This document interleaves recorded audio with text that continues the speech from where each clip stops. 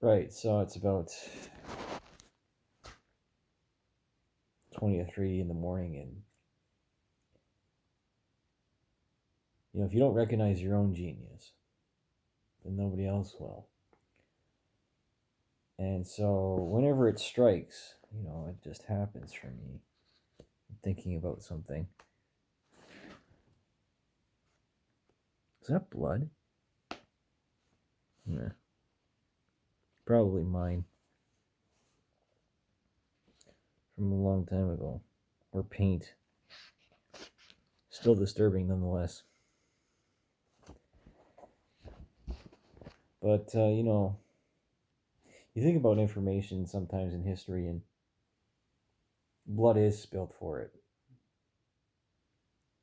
People sacrifice their lives for these things, for textbooks. And the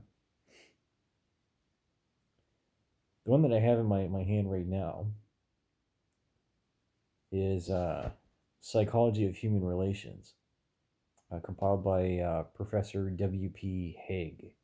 And it's a collection, so excerpts and whatnot from. So yeah, I think this was college level, if I remember correctly. So this was the other textbook for human sexuality. And okay, so you might argue that this is out of date, but the principles are the same. Some things in our sociology and psychology don't really change, right? You can't A tiger can't change its stripes. It can only change its color. So this was published. Let's see. Okay. Well, copyrights 2007, 2004, etc. So a little bit more recent than body dressing.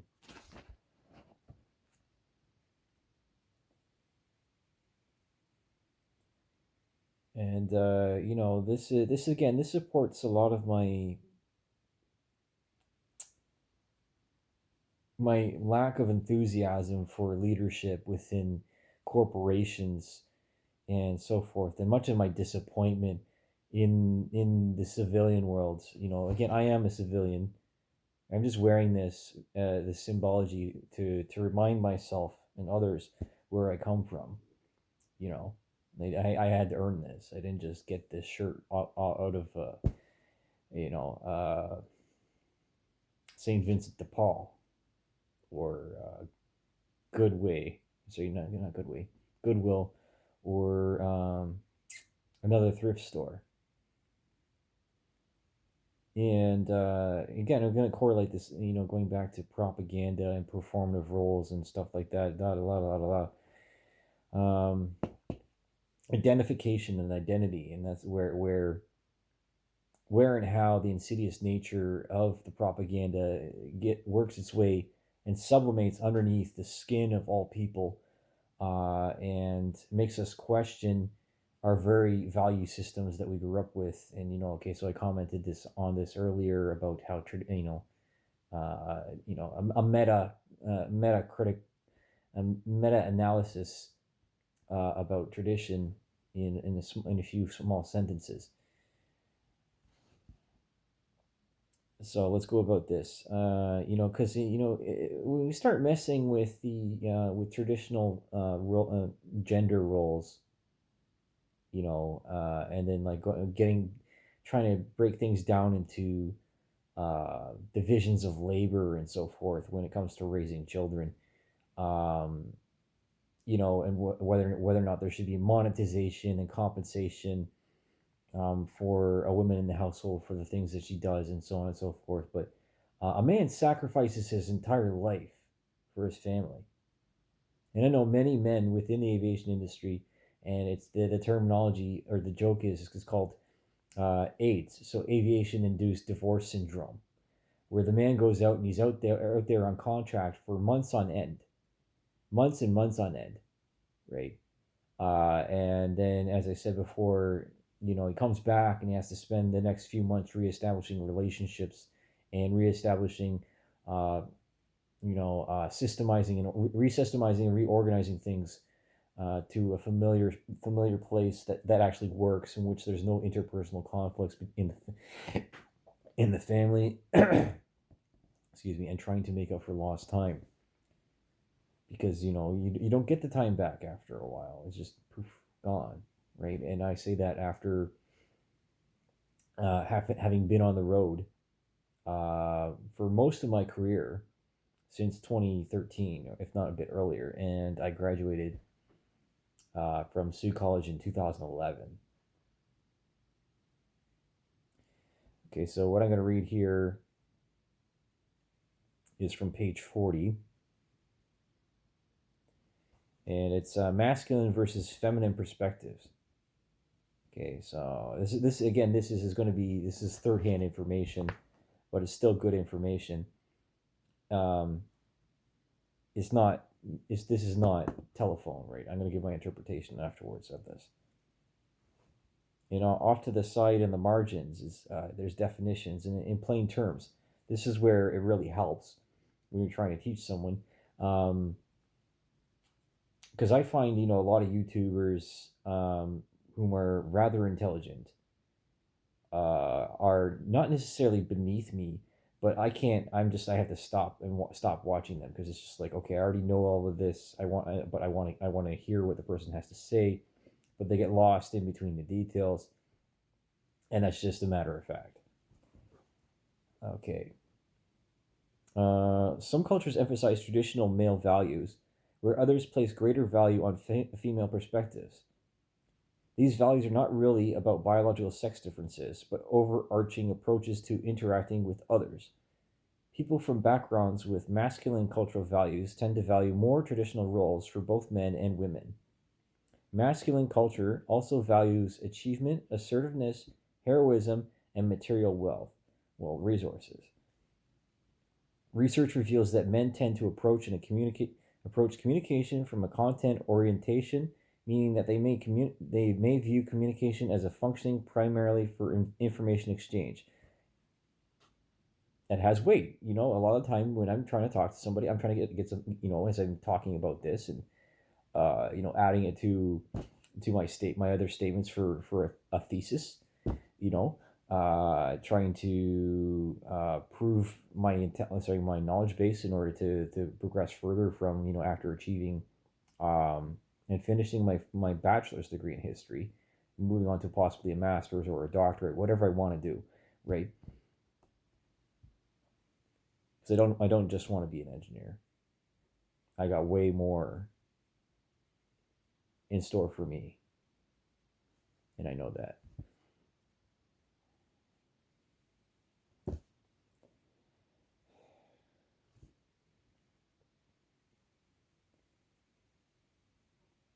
Okay, men talk when they have something to say. This is also consistent with the tendency for men to base their relationships, especially their male friendships, on sharing activities rather than talking. Yes, very much so. I get very much annoyed with my very few friends that I have when they want to just talk, and they don't want to change they don't want to change their lives. They don't want to do anything. I have to give them the old slap. It's just like, what are you doing, man? Why are we talking about this? Why aren't we doing something about it? And that's going to be one of the points of conflict between male and female interpretations of communication, or masculine and feminine. All right. So hence where the message in the oral history or the other kinds of means of communication, especially the modern day ones, where the message gets lost in the medium, and there's a lot of misinterpretations, and there's openings for exploitation and manipulation and so forth. So men and women from backgrounds with feminine cultural values tend to value such things as caring for the less fortunate, being sensitive toward others, and enhancing the overall quality of life. Women, research suggests, tend to approach communication for the purpose of relating or connecting to others, of extending themselves to other people, to know them and to be known by them. What women talk about is less important than the fact that they're talking, because talking implies relationship, which, annoys me sometimes. Just talking for the sake of talking. It's like,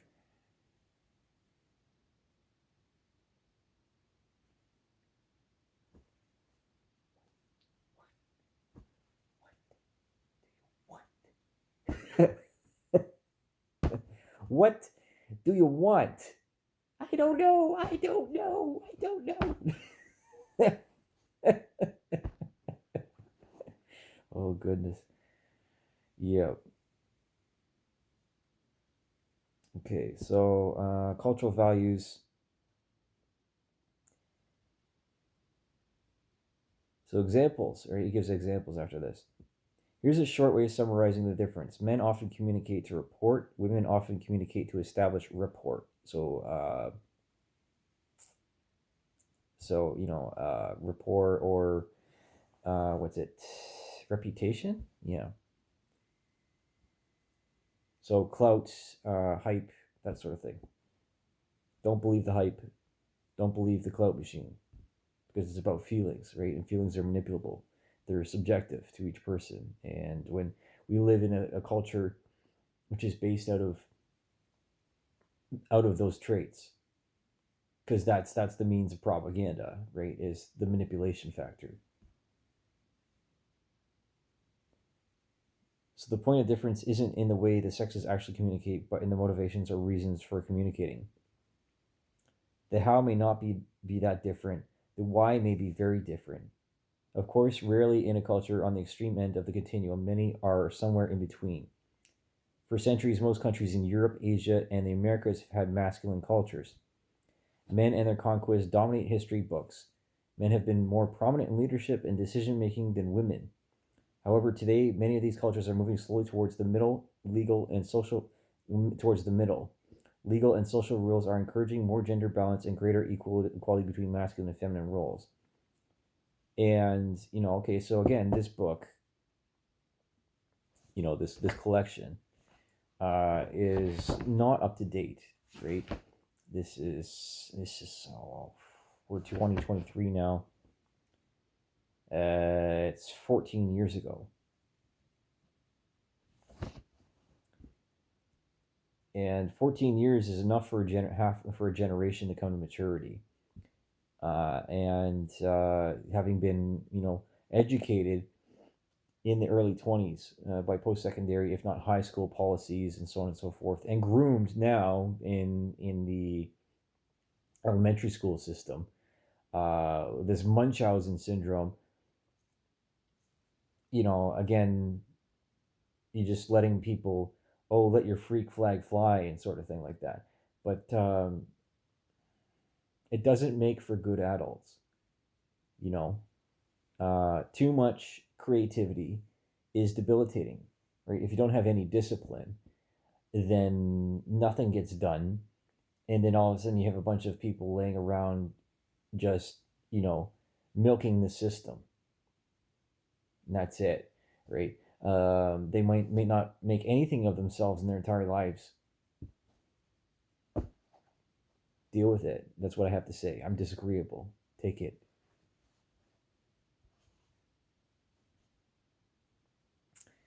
Okay, so from the masculine perspective,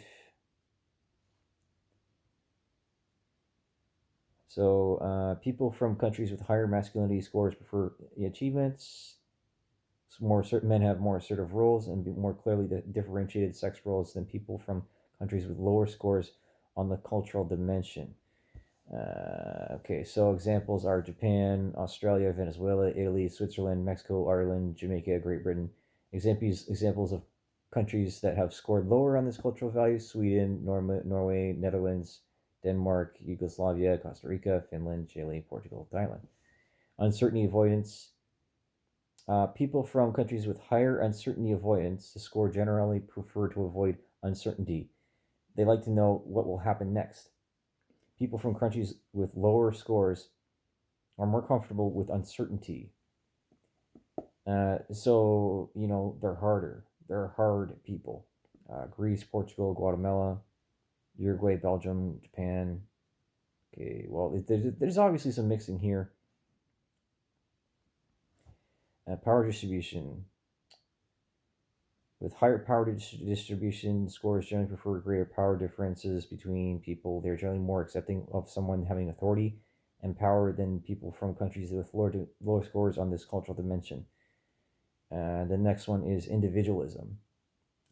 People from countries with higher individualism scores generally prefer individual accomplishments rather than collective or collaborative achievement.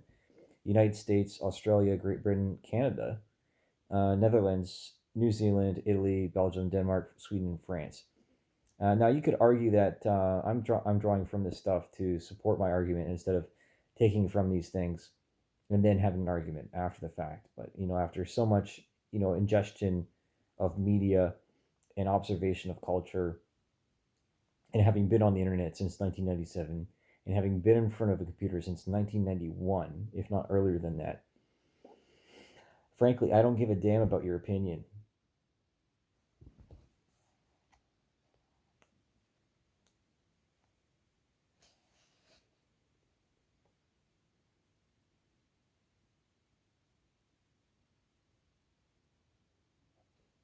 Okay, tolerance of uncertainty versus avoidance of uncertainty. Okay, skip a bit forward here.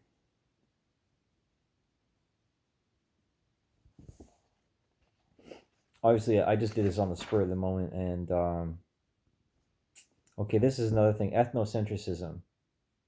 That's where I like this. This supports. And then there was another thing that I flipped to before starting this.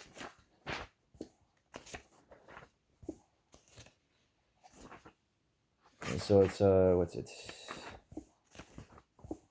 Socialization, and that's where the grooming comes into play, right? When we say Stalin, going a tangent here. When I talk about communism, my interpretation is that the communism was only supposed to establish trade unions as a counterbalance to individualism and capitalism at large. It's not supposed to take over, because it doesn't work. And every time it gets implemented, the psychology of people who have not had power before and then get into power, they go crazy. Absolute power corrupts absolutely. There we are. Okay.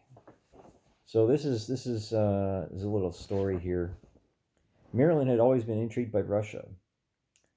Her dream was to travel the country by train, spending time in small villages as well as exploring the cultural riches of Moscow, Kiev, and St. Petersburg. Her first day in Russia was a disappointment. However, when she arrived in Moscow, she joined a tour touting the cultural traditions of Russia. When the tour bus stopped at Sparrow Hills, affording them a breathtaking hilltop view of the Moscow skyline, she was perplexed and mildly shocked to see women, dressed in elegant wedding gowns, mounted on horses galloping through the parking lot. Men in suits were cheering them on as a crowd of tipsy revelers set off fireworks, dancing wildly to a brass band. What kind of people are these?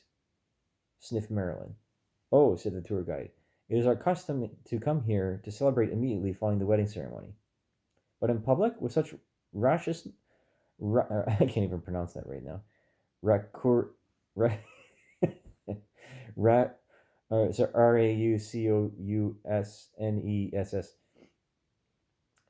Raucousness. Raucousness. I haven't used that word in a long time. It is our tradition, said the guide. What a backpack culture. You see, what a backwards culture. They're nothing but a bunch of peasants, pronounced Marilyn, who was used to more refined nuptial celebrations at a country club or an exclusive hotel. But for the rest of the tour, Marilyn judged every Russian behavior as inferior to those of Westerners. Her first experience colored her perceptions, and her ethnocentric views served as a barrier to effective communication with the Russian people she met.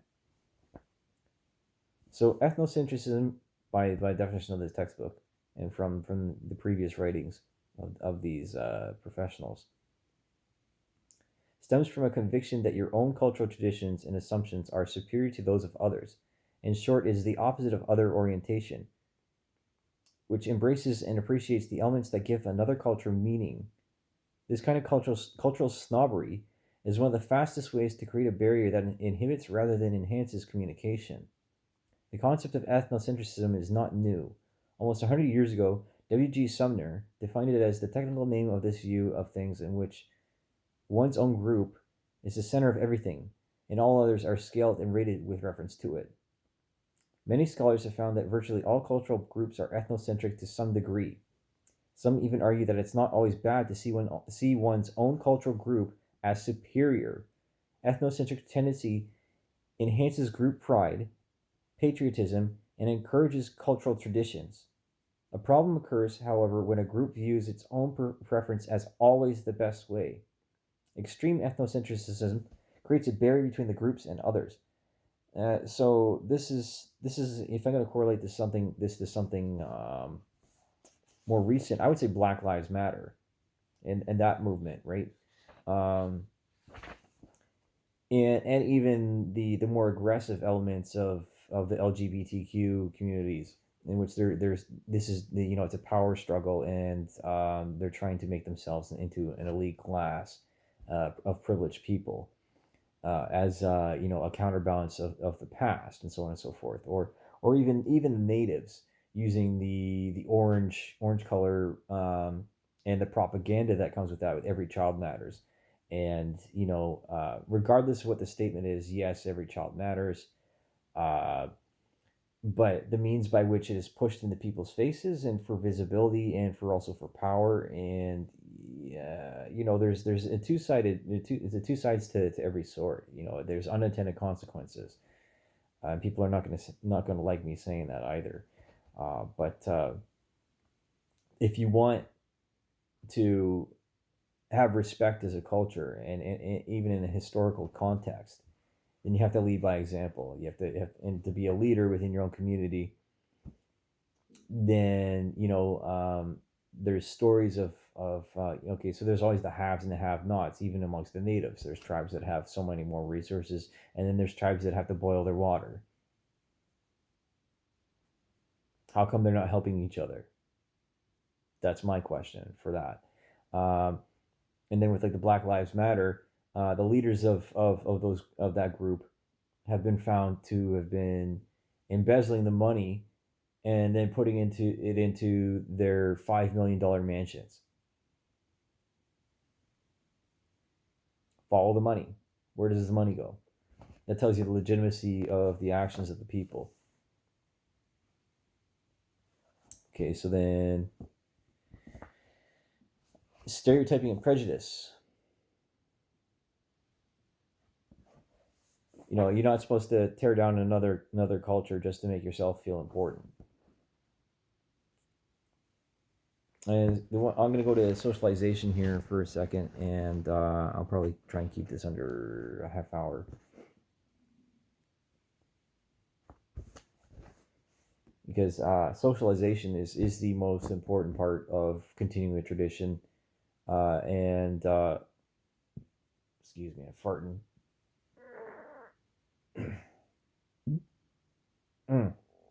Wonderful.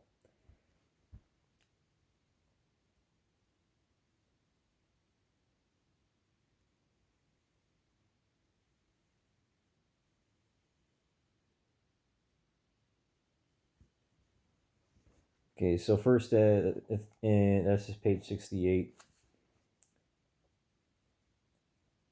Okay, so let's go to this social development of the self, mind, and emotions. This is okay. This is good. I got a good feeling about this one. At birth, we have no idea that we are separate beings.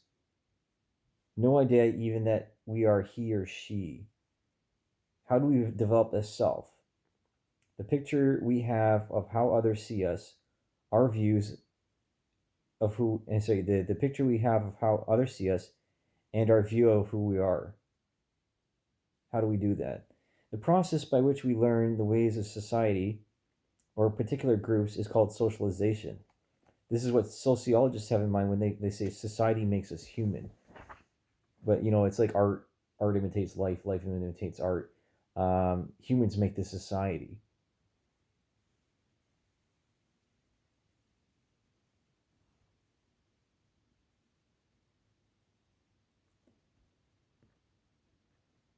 So Cooley and the Looking Glass Self. Back in the 1800s, pioneering sociologist Charles Horton Cooley theorized about the emergence of human identity. A symbolic interactionist teaching at the University of Michigan, he proposed that this unique aspect of humanness called the self is socially created. That is, our sense of self development from interaction with others.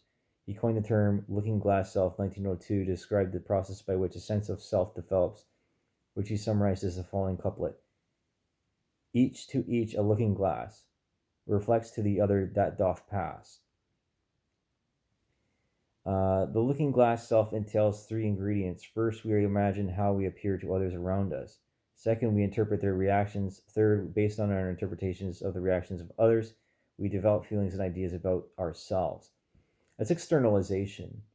That's just one view of it. It doesn't account for actualization, self actualization, and integration, the Jungian ideals, right?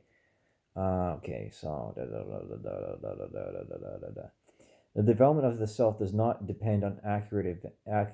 Sorry, yeah, it does not. Okay, so they say that even themselves. The development of the self does not depend on accurate evaluations, even if we grossly misinterpret how others think about us. Those misjudgments become part of our self concept. Note also that although the self concept begins in childhood, its development is an ongoing, lifelong process. Again, you can a tiger can't change its stripes. The past the past actions are good of a person are a good predictor of their future and behavioral patterns, so on and so forth. Hence why, as someone who's a victim of propaganda, uh, you gotta remind them who they were before they were under the influence of this stuff. Because propaganda is one of the most powerful drugs ever known to man. Mead and role taking. So another symbolic interaction is George Herbert Mead, who taught at the University of Chicago, suggested that play is another critical element in the development of a self. In play, children learn taking the role of the other, that is, putting themselves in someone else's shoes to understand how someone else feels and thinks and anticipates how that person will act. So young children attain the ability only gradually. Mead suggests that taking the role of the other is an essential part of learning to be a full-fledged member of society. At first, we are able to take the role only of significant others, individuals who significantly influence our lives, such as parents or siblings. Yeah, okay. And okay, so that's a bit of. Let's go back there. At first, we are able to take the roles only of significant others, individuals who are significantly influencing our lives. Some of this editing isn't that good. This could be worded a lot better. Significantly influence because of the past tense and current tense, such as parents or siblings. Later, we develop the capacity to take on the role of the generalized other, which is essentially not only for extended cooperation but also for the control of antisocial desires. I don't know about that. I don't exactly agree with it. Again, this is a lot of externalization and mirroring, and this, if you ask me and other experts, that could lead to narcissistic tendencies. Young children are only able to act out of the role of significant others, mother, father, sister, or brother, by assuming the roles during play, such as dressing up in their parents' clothing. Children cultivate the ability to put themselves in their place. So this is the confusion that happens in where the grooming takes place and this propaganda of the gay washing and so forth, and the insidious nature of it, where just because Tommy's playing with some Barbies or whatever, that means he thinks he's transgender, and so on and so forth, trender. The Munchausen syndrome and undealt with traumas of the mother and the relationships and other stuff, disruptors in the culture, and divisions. Who's responsible for bringing home income and so on and so forth. Where's the money? Where's the money? Where's the money coming from? I don't know where the money's coming from. I'm already working like freaking 60 hours a week. What do you want from me?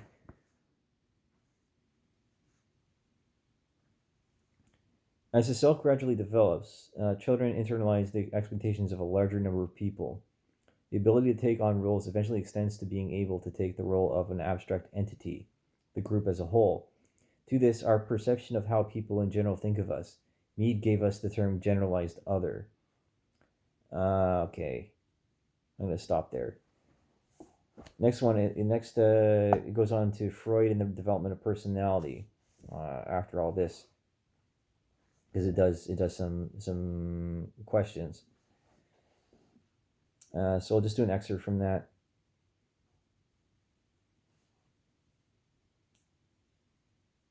So then it goes with the id, ego, and superego.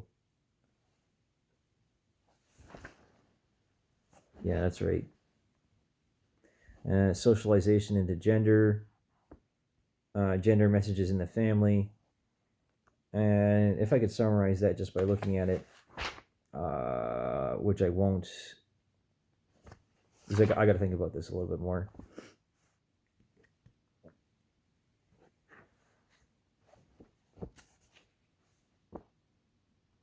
Because even Freud's thinking is outdated now.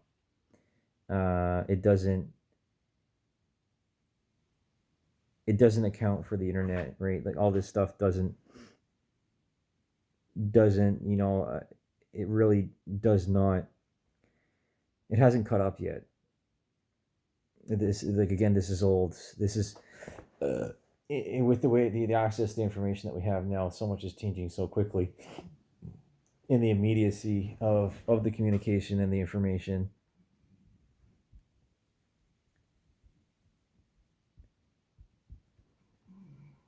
And the influence of commercialism, and the messages that public relations, not public relations, marketing, madmen, and catering to certain demographics or certain imageries and so on and so forth, that make people question their adequacy and levels of self-confidence, independence, and yeah, I'll leave it there for the moment.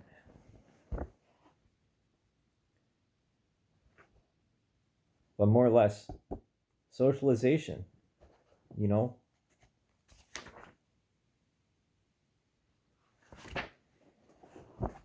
that's where, and that's why I look at the internet, and again, there's a lot of people whom are queer or gay and whatnot, and I'm really hammering on this right now because it's at the forefront of the culture.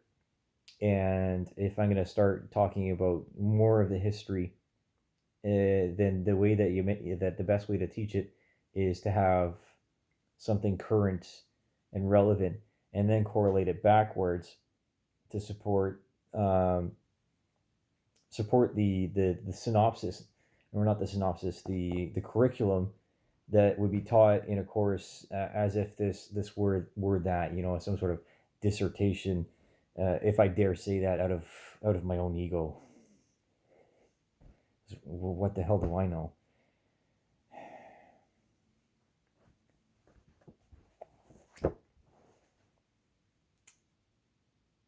Information is a dangerous thing in the hands of the uninitiated.